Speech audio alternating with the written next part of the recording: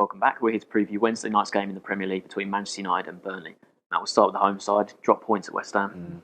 Yeah, on the face of it, it's not a bad result. To draw at West Ham, been in decent form this season. Liverpool and City at home this season, but the game itself was poor from United's point of view. West Ham wasn't too much of a surprise when they took the lead. They threatened with some set pieces early on. David De Gea made some great saves, as he has done all season. And Koyate, to be fair, it was a good goal, but the fact that he was allowed to do that, I think he took 2 or 3 touches, didn't he? Sort of span, and the fact he was allowed to do that. Phil Jones was in close proximity, so was Rojo, and you're thinking you've got to get that clear. And when West Ham scored, to be fair, I don't buy into the theory that United snatched the point. Okay, it was late on, but United had a lot of chances in that game. Falcao had an absolute golden chance. Van Persie had a couple, and Daley Blin's goal at the end, don't get enough credit for that. It was a fantastic finish. Obviously, not easy from that angle, and he's can't some big goals this season. Scored at West Brom to get a point early in the season, and I think Mark Noble had West Ham's standout chance in the second half, where he hit it sort of straight at De Gea from inside the box. And I think overall, when you look at the game, a point was probably a fair result, but it's obviously a better point for United at that stage of the match. But there's been too many draws away from home this season. I think,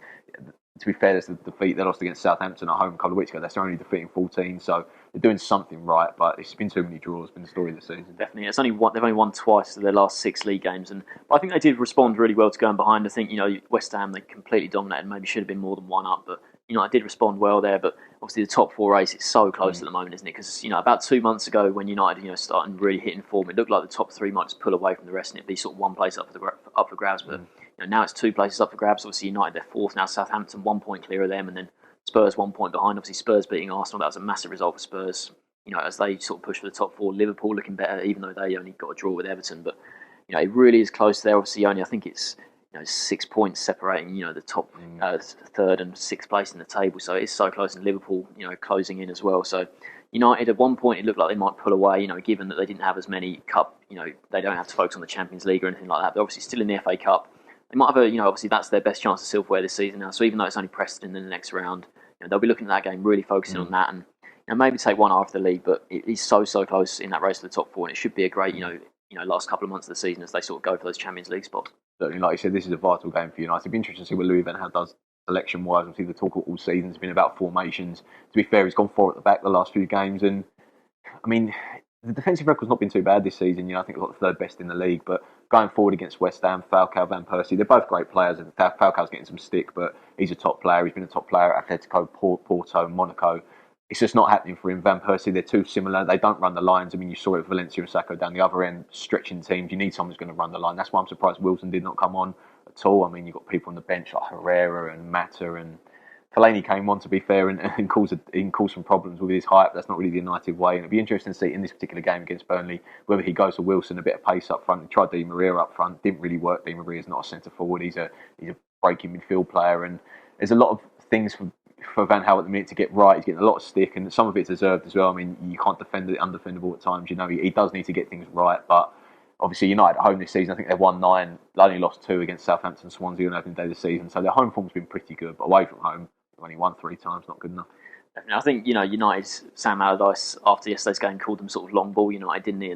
But you'd expect them against Burnley here to sort of take control of the game, a lot more sort of, more attractive football against the Burnley side, who are out of form. Now, they got a point against West Brom, which takes them back out of the bottom 3. They're now 1 point above the bottom 3. But, it's the 3rd time in the last 4 games that they've let a 2-goal lead slip, including the FA Cup tie at Tottenham Hotspur. So that's so disappointing for Sean Dyche's side that they can't, keep teams out after establishing early leads. Because they've started superbly against West Brom. Absolutely fantastic. Obviously, getting the 2 goals early on. Danny Ings setting up one, scoring the other. He's playing really well. But 2-2 draw there, very disappointing, and obviously both West Brom goals coming from corners as well. And Dyche said afterwards, we need to have a real good look at how we're defending set pieces.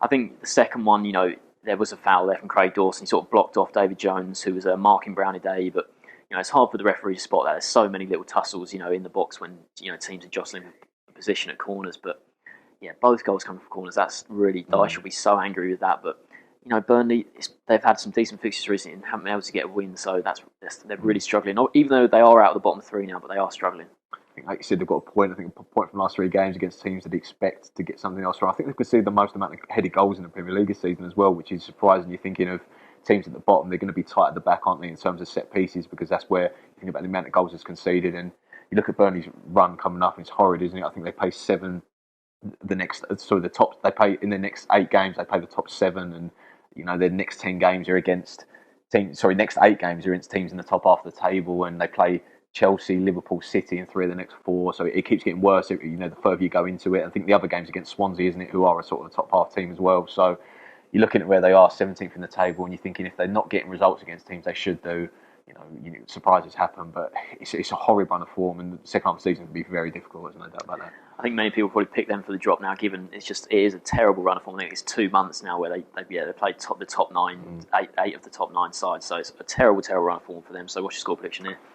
I mean, United will be obviously keen to bounce back. They're back at home, like I said, they have been pretty good this season. And I think Burnley have failed to score in 6 of their last 7 against United. Obviously, there was that famous win they beat them at Turf Moor. I think Robbie Blake scored, didn't they, a few seasons ago? But that was obviously at home, and not a great record at Old Trafford, that's for certain. And you've got to think that United will respond. I don't expect it to be comfortable. It would be in previous seasons. I don't expect that to be the case, but I think United will win it 2-0. Yeah, I actually completely agree. I'm going to go 2-0 as well. I think Burnley will make it quite difficult for them. Dyche will go there with a game plan to try and not let United play, but I think their quality will tell in the end. So we're both picking United to win 2-0 here.